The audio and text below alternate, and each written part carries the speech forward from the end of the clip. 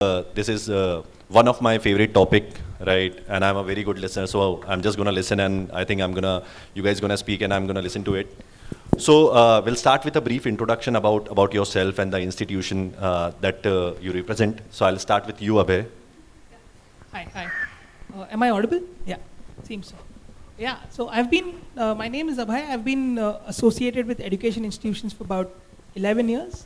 Was with both in two capacities.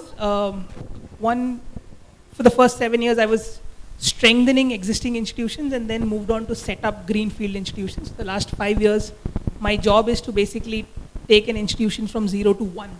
So the initial branding, the placements, and making sure the processes are set right for the first 2 years, and then I move on to the next institution. So that's how it is.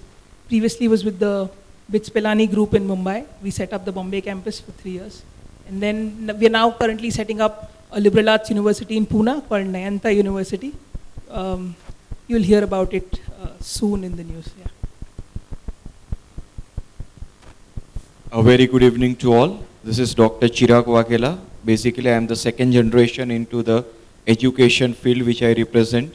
Since last more than 15 years, I am leading Atmi Education, which is mainly looking into the abroad education. And we are ranked as one of the biggest institutions across the India, with presence more than 40 cities, almost in all states and cities. We have achieved one of the highest number of admissions and everything, and honored with the highest honors from the government. Thank you. Good evening, everyone. I am Dr. Puntambekar. I am from Bharati Vidyapeeth University of Rad. I think I am the oldest here in this hall. 40 years experience, out of which more than 20 years into industry and 15 years into education. I am trying to give whatever I have learned within these years to my students, to my academicians, and my most liking subject is to develop the faculties. Unless until my faculties are good, I cannot expect my students to be good. Faculty development is my interest area. Hello, I'm Gauri Kulkarni, probably the youngest in the panel. I'm from Nilaya Education Group. We are into practical commerce and management education since last 15-16 years. Basically, I am a finance and tax professional. Joined Nilaya Education as a faculty for taxes and finance. But again, the responsibility of working as an admission counselor, then again admission head, sales and marketing, everything came during the COVID period, and happily handling this particular responsibility along with my favorite passion of teaching. Thank you.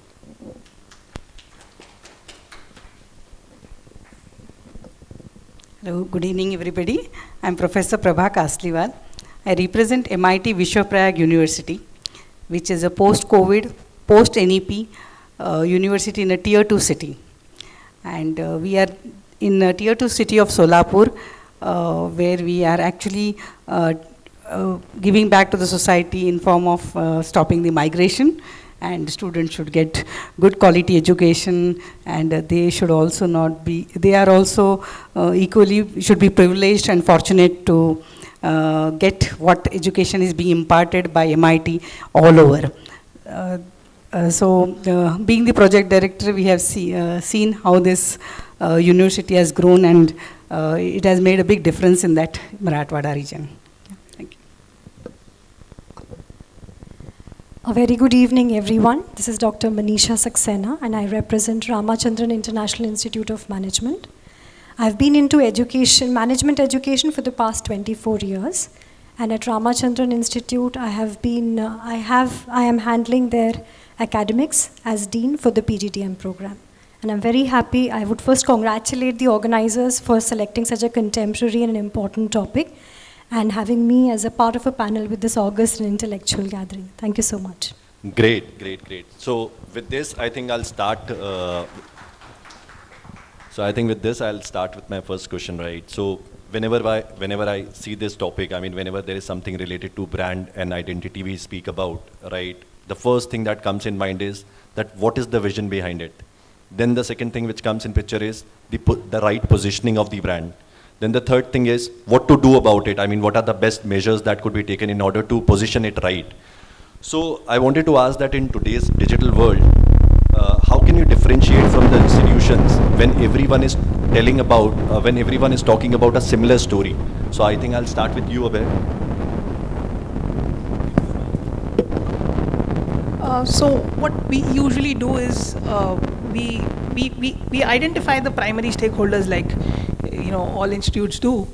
They are faculty, industry, parents, and student, and we go in that order. So we say, how do you first get the best faculty to come and teach at your institute? You're not in. So I'll just to sound you off. I usually will talk from a perspective of an institution that doesn't exist. So I do 0 to 1. So the first question is, how do you get the right faculty to come to your institute? You need the right board. You need the right people to invite them. You need the right reasons for them to move cities, sometimes countries. We've struggled to get good faculty from North America because you now know there is an education city in Dubai, Doha, Singapore, institutions coming up all around. They don't have a lot of reason to come back to India, and certainly at the pay scales that we offer. So the first is to build a very strong board and a strong call for faculty to come teach in India. We then test the programs, not going to the undergraduate or the postgraduate students first, but something like what Ashoka did in 2011. They started the Young India Fellowship first. They ran the Young India Fellowship for 4 years before starting the undergraduate program. So there was some dipstick on, does India understand liberal arts? Is India ready for liberal arts? And at Nayanta, the undergraduate program hopefully will start next year, but we started a program for CEOs and CEO -1 and introduced them to liberal arts, saying we knew most Indian CEOs and CEO -1s are trained in either engineering or engineering management, 90% of them. It was surprising that very few people of them were exposed to psychology, sociology, anthropology, history, economics. How do you sell liberal arts to a crowd which hasn't tasted it themselves? So we did that, and that program's gone very well. So we have a very high intake for that. And then you then move on to the students and the parents who will then be able to digest your program. So we take branding. And of course, the second part is, of course, the more difficult part is about how do you set the right culture. Once you've set your purpose and aim and, all the vision, mission, how do you then bring that up in your monthly meetings and make sure that you stick to it? It's a non-negotiable for recruitment. It's a non-negotiable for appraisal. And make sure that everybody from the security guard to the head of institution is in line with your culture. And if you've gotten the culture right, there is a certain vibe to the institution that you don't have to rely on the other channels then. So that's the approach. So Chirag sir, you coming all together, I mean with you, I think it's altogether a different story, right? So it's always about the confident, that how good you build the confidence in student if he wants to go along with your institution, right? So what is your take on it? Mainly, all education institutions have a different call, different way of working and analyzing and putting. Everyone loves their brand. Everyone say, I am the best. Of course they will. But the most important thing anyone or what strategy we have followed is what is authentic, what is fact, and what are the figures. Whenever we put forth across our brand, we always say what is we have done. Let's say this is the student, this is what he has done. What was his goal? And we put it everywhere. It cannot be a one medium. Let's say online, offline, paper, media, everything. Whatever gives the best result out of that, put it into the funnel, put it into the flow. And brand people, it's all built what is into the perception of a student, what he sees online, what he reads online. It starts from a basic WhatsApp tick. It might sound a very silly thing, But today, even we all thinking here, a message notification comes, if it's tick or it's authentic. So it's only not when a brand is built or when you have already achieved or when you have crossed. It all starts from the very first thing, a very first automation. That's why even what you are developing, whatever your company is developing, when you are talking, we take the thing seriously, because why? That is what the brand building all about. Each and every institutions, what I have seen, 90% follows what first 10% does. Even when you wanted to make a brand, you followed and reached the 10%, and we all 90% right away sitting here are following both the. To be that 10%, you need to experiment and lead and put forth your institution and do whatever you don't like to do today. It will give you the results what you want tomorrow. Experiment with the technology, go with all the available option. That's what. And I'm proud to say, this year into the countries, into the medical education field, where 15 filters are applied, a 12th standard student who have studied the science, again science, who have studied the biology, again he has passed the NEET, again he has passed the NEET, he wants to study the medicine, again he wants to study the medicine and go on to abroad. We were able to generate more than 40,000 leads, and we were able to secure more than 2,500 admissions. No one in the industry was able to do it. The reason is putting forth your technology, and I'm proud that your platform was the part of it. Thank you. Great, sir. It's lovely that I met you in Bombay. Right, sir. So, coming to you, Devendra sir, right?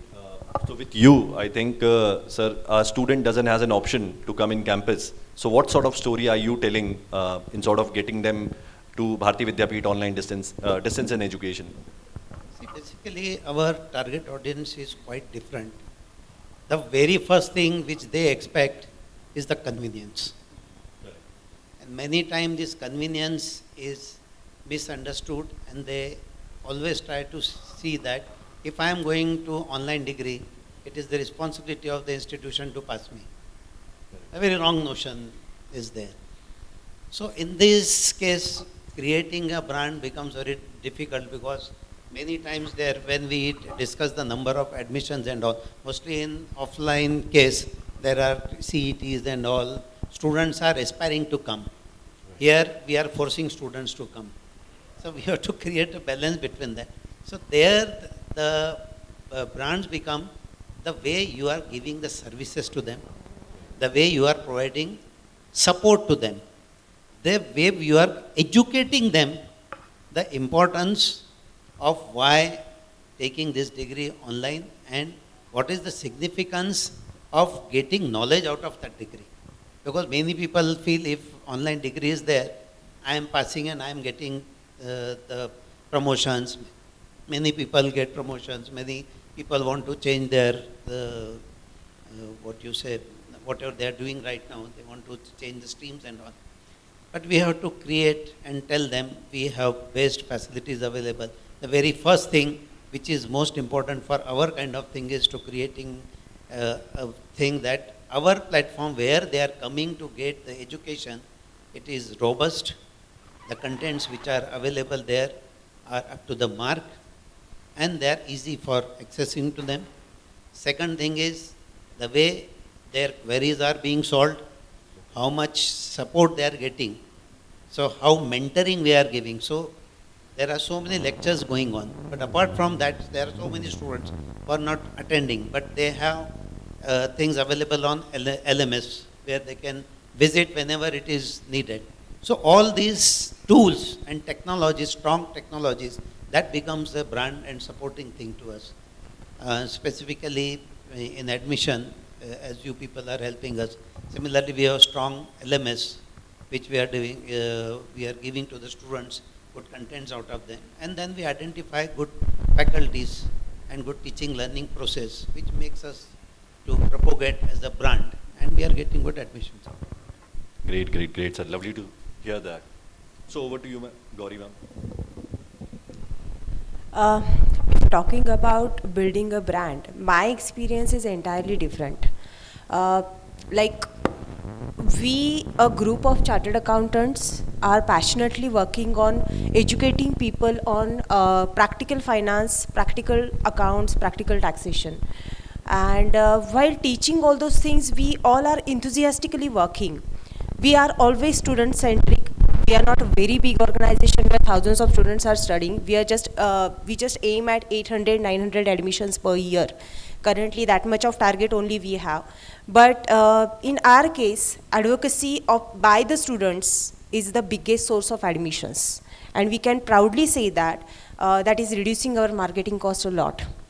But again, while generating leads also, or while of course marketing is needed, right? But always our approach towards marketing was always BTL, like itna number of admissions chahiye, this much is needed, generate this much of leads and get it converted into sales.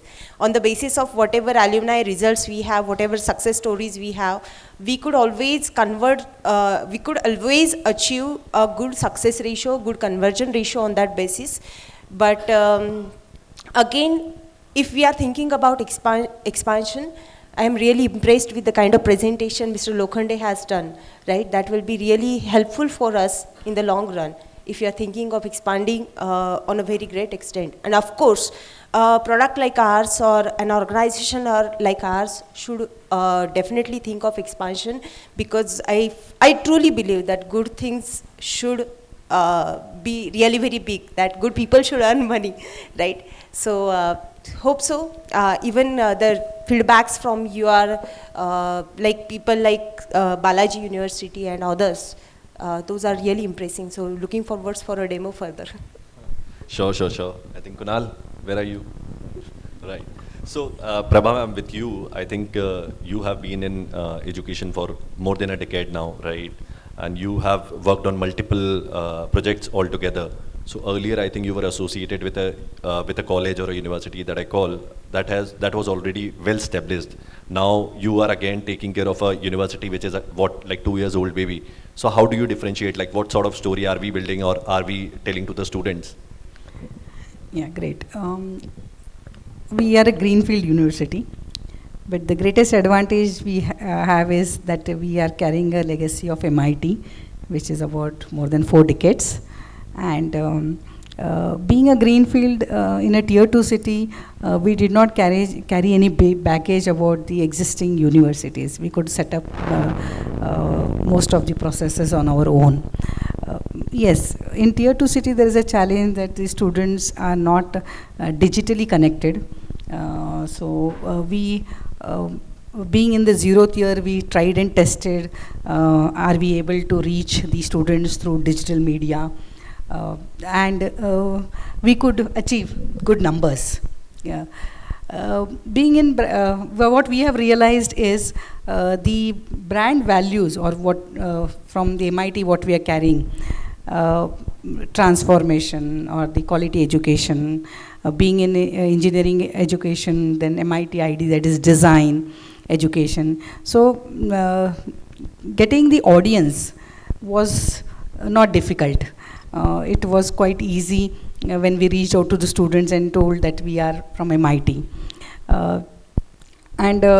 We have some core values which we have kept strikingly different at our university, and our motto is Sa Vidyaya Pramodini. So we start by telling that we want the learners or the students to have a joyful learning.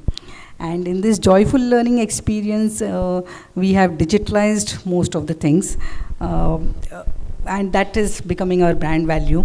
We are having our examinations which are completely online, which are on the writing tabs, and everything is going to the cloud. As I told you, we are a greenfield, so what happens is in the first year itself, when you configure your ERP and all the systems and the processes are in place, then it becomes simple to reach out to the stakeholders also, and it benefits in a larger way. Yes, with the brand, if you automate most of the things, the processes, like if you have CRM in your place, and create an awareness about the social media, and to the students who walk into our university, and the visits which happen, they are impressed how immediately after the visit we get the first WhatsApp message of welcome, how there are regular updates sent to us, how you are wished for the examinations. So this automation is making a bigger difference in attracting good students to our university. Thank you.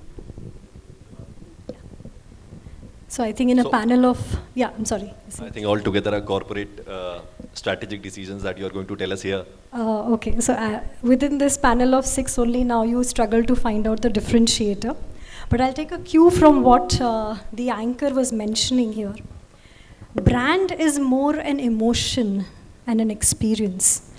And I can recollect what Jim Collins mentioned in his Good to Great book, which he says that it has to be a different DNA to actually build a great brand or an institute. And it's more to do with the conscious decision of being more disciplined. I think, when it comes to looking at brand, you have to understand what is the student value proposition that you are talking about. And the student value proposition builds around, I would take a cue from what Sir mentioned, it's the culture of the organization.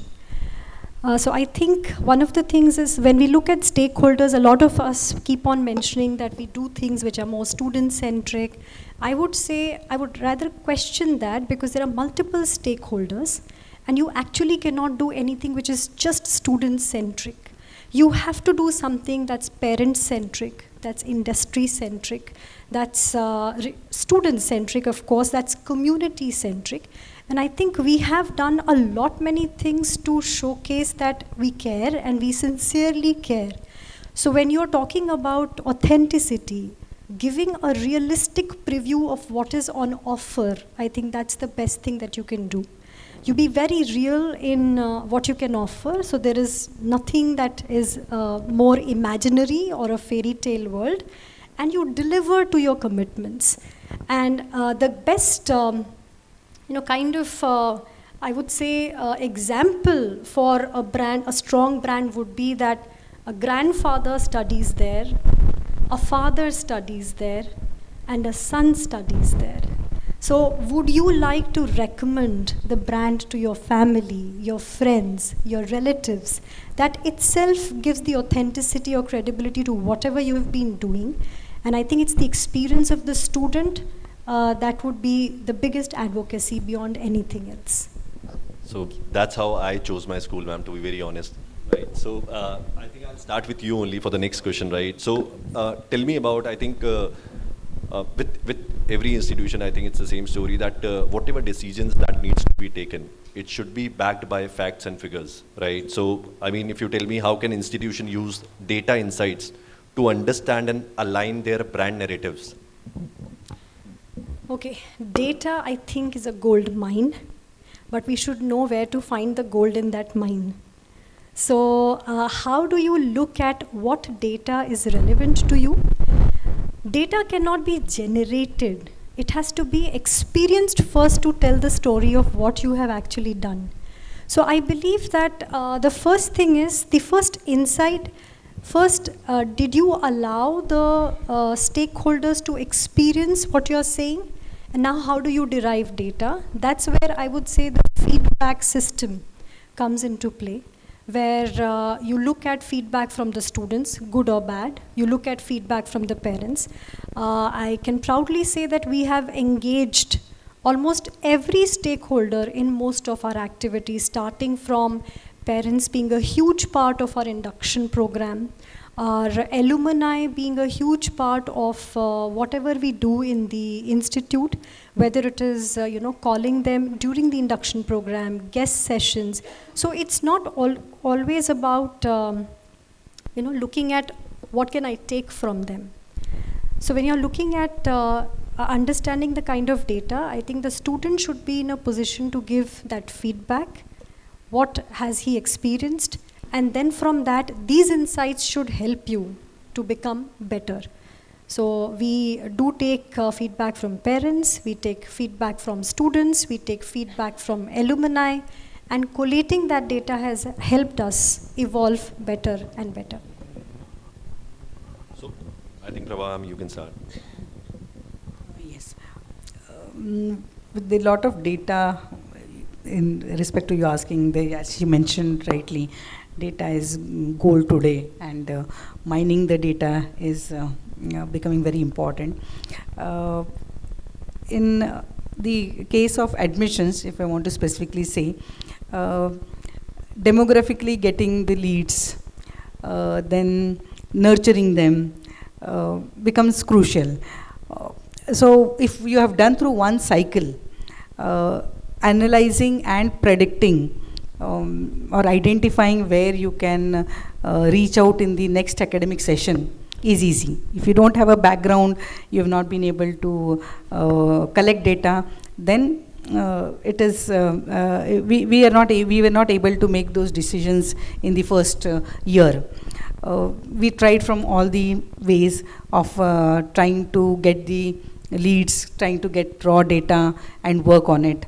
And after, so it is one cycle, learning what has happened has helped us to analyze from where do these students come in, how are they pursuing the MIT as a brand, and what are they expecting. So sharing the student experiences on campus is making actually a big difference. So we are taking advantage of sharing the student experiences and trying to see that we are making them aware of what is happening in such a smaller place. So the multidisciplinary projects what are being actually conducted, we have done some good collaborations. They are helping us in building the brand in the first year. The students who have never seen any online certifications, so when they went for some courses in the blended mode, that was exciting. Okay, oh, there's some education called blended mode also. Then the simulation labs through NSE has made a big difference in that area. Oh, there is something which can be done for BBA and MBA. So the small elements what you go on adding as attributes to your day-to-day experience in the student life actually comes back to you. So that is what we experienced in the first year.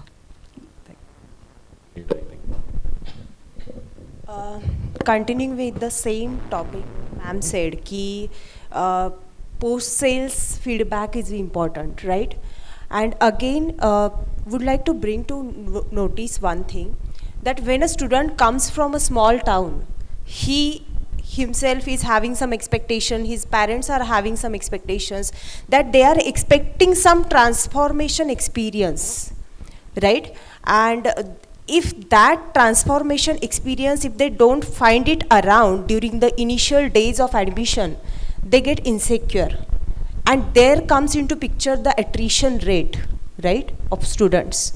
So one should really take care of that thing, ki in the initial days, the students who are new to the college should feel secured. They should see the transformation stories. They should relatable success stories of the alumni from their own region, right? And that we can find, that we can make them reach towards them only with the help of data. That is one very big advantage that we found in the current days. One more thing is that at which stage the data is, whether that data is at the awareness stage, whether it is at the, whether the student is considering that particular product, that particular curriculum, or whether that student is in the process of application or enrollment. At that particular each and every stage, relatable messages, relatable nurturing activities, relatable success stories in a very creative way should reach to the students, and data definitely helps us a lot in that particular thing. So that's the thing. Yeah, this analytics, I have seen mostly it is missing in academics. When I came from industry to the academics, I never saw anybody analyzing the performances of faculties, how they are doing. Initially, when I joined, result came, my team was happy. We had 100% result. I asked them, ki 100% result matlab kya? मतलब हमारे सब बच्चे पास हो गए. मतलब then what is great into this? So you should know what is right data. I asked, what is the average passing percentage to my institution? Nobody was knowing this because nobody thought of it. So I told them, if 100% students are passing, it is not important. Our system in university is that result अच्छा लगना चाहिए. This is what it happened. But in my department, in my institution, is average result is more than 65%. Yes, my faculties has done something. Students has gained something. There are 2-3 students who achieve 100%. Many institutions you can see, they advertise our placement. A student got 3 crore package. And you go and search into the data, only 3 students have got selected and nobody has got selected. So that we have to understand how to analyze data. For that, we will have to identify what is my purpose of analyzing that data. So that analytics is very important. Secondly, we have to understand, since I am from IT background, हमारा एक ground rule होता था, garbage in is garbage out. We expect lot of output out of the systems, but we don't know how to put right data into the system. So unless we have right tools to collect that data, right tools to analyze it, and to know what to analyze, that is very important. So this analysis plays an important. I will give simple example. We had day before yesterday, I was discussing with Vice Chancellor. So he said, what is your revenue target and how you will achieve this? So everybody was discussing, we will increase this many admissions, we discuss that much admissions. Before going that, I had done a lot of analysis on whatever data I had. So I came to the only initial enrollment is not important. I have a drop rate of 40% in the admissions. So nobody was looking into that data, nobody was focusing re-registrations of these students. So I focused that now what that drop rate, which is 40%, I have to reduce this to the 30% in first year, to 20% in second year, 10% third year. And for that, what activities I have to do, how I have to plan, that we chalked it out, and now we are doing our exercise in that also. So only earning a revenue through new admissions is not sufficient. How your students are coming back, are they enrolling? Because in online, they can go anywhere at any time. Offline में तो एक बार admission ली 3 साल वहाँ या 4 साल 2 साल he has to complete it. In our case, it is not necessary. बच्चे बीच में भी degree छोड़ते if they are not satisfied. So how to create that data study and this analysis is very important, and that is how we are making our success. Correct. Great, sir. I think, Abhay, the same question is for you. I think, Chirag, sir, I have a different question that I wanted to understand from you, right? So, first we'll ask Abhay to share. Hello. Yeah. So, again, a different case because I do 0 to 1. Whenever I am at the institute, we don't have the kind of data and traffic that some of you must be experiencing. For me, what matters more is the qualitative data on how the market and how the 4 stakeholders are perceiving us, and how do you move the needle on that.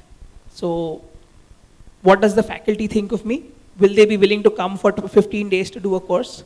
What do the parents or the guy who's going to make the payment think of me? The students, why would they sign up for a program? And industry, will they make a commitment in year 0 that they'll come for the internship in year 2? So we try and get them on board at least 2 years before. One is this, about data, most institutes that I've worked with, admissions of course in the initial years are a problem, but we did a very interesting experiment. Like other institutes also, we made the admissions need blind. So we first said we don't want to look at a lot of data. There are few things we want to focus on: values, aptitude, resilience, some of these values that we thought were important, and we want to build a cohort where these things spike. And we said we will not look at the rest because then we'll be biased. And you won't believe the cohort that we could put together was much better than what we did, having a standardized assessment of 12वीं में कितना आया, 10वीं में कितना आया, aptitude में कितना आया, and knowing too much about the student. A lot of these elite institutions, some of them I've worked with, we end up curating and cherry picking students because we like a certain kind. And you should let go of that practice and you'll realize something good can come out of not cherry picking the cohort. Right? You want people from across India, you want people that represents India more truly than what elite institutions end up getting. And the rigor, of course there are challenges after that when, how do you create equity amongst the haves and the have-nots, but sometimes choosing to not look at data will bring out beautiful stuff. Sure, I think, thank you. So, Chirag sir, I think, so we being a pioneer with sending students for medical to abroad, right? So, in your case, I think the shell life of the student is also huge, right? It's not like today a student comes and he would get a visa tomorrow. I mean, it varies. It starts from 1 month, goes till 1 year also, or maybe 2 years also, if there is any refusal or rejection that comes across. So in your case, I mean, how do you sort of take control when you're sending out communication? It goes in a very strategic pattern or in a very proportionate manner, right? Like, I mean, you don't bombard a student with a lot of communications. I mean, maybe a student who wants to go to, let's say, Cardiff University, UK, and you're maybe nurturing him for Canada. So how do you sort of take control on that part? Firstly, it starts with the journey of the student. The way, basically, all the AI tools. I'll say that recently I was in US. On the same point the discussions were going on, I was with Dr. Derricks. Then they told, Chirag, how would you select the students and bring into MSOE, which is powered by NVIDIA? Then I told that that's the most difficult and the complex thing, and that is where the challenging lies. That today era, listen to me very carefully, it's not only the brilliant minds are going to be selected into the university. Academics are not going to be the only reason a university selects you, or a kid is not only going to select a university based on the merit statistics and everything you show to them. There are 3 factors what a kid is looking at. And when you are going to place him at the university, and when that role is towards you, the first matrix, it starts with what he wants to be. Firstly, the purpose been derived to the student, where a counselor plays a very important role, that what he wants to do in his life or whatever his goal is. Second, what are the options he is looking at. It should not be that he wanted to go somewhere and you are pitching him go here because your interest lies in there only. So, where he should be is very important, and to correctly pitch him. See, before our counselor starts talking to him, if you ask kid, you give this exam, you give this test, I'll talk to your parent. Of course, an 18 to 19 year age of student does not want so much of involvement. Those days are gone where me and you, if we are asked, okay, test, question paper taken, 30 answers given, an analysis report has been found. Those are all traditional way. In simple 5 to 6 questions, you have to know what that kid actually wants and what he really wants to do, and offer him the same question.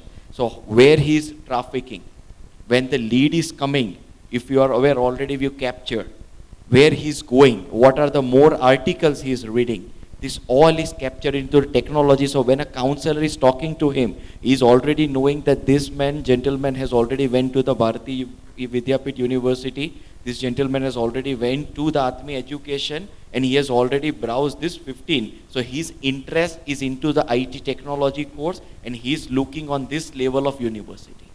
If this data you are able to mine and explain, then only the success on a practicality scale happens. So this is how we do it, and we are going. Yeah, I think I totally agree with this because I mean the way education is evolving or the education landscape is evolving, it's at a very fast pace. I mean today's also, if I go to any education meet and if I listen to people, I think what the student is looking is only 60% of the academics and 40% of the exposure, right? I mean, do you have an incubation center in your university or college? Do you have, let's say, a debate competition or maybe any co-curricular activities or maybe a sport facilities and stuff? So I think I think it's what 2.5 minutes which is left, right? So I think I'll start with a very quick question, right? I mean, I'll say a word and then tell me whatever that comes in your mind first. I'll repeat what like what Suraj sir has already played. So I think I'll start with you, ma'am, right? So RIIM. Family culture. Family? Family culture. It's Family actually culture. a family. And not only for the employees, but also for the students. Great. Prabha ma'am. New project. Yes, emotionally connected and with everybody. Okay. Right. Marketing. The first thing. Responsibility. Okay. Great. Technology. The support for success. Right. Chirag sir. Visa.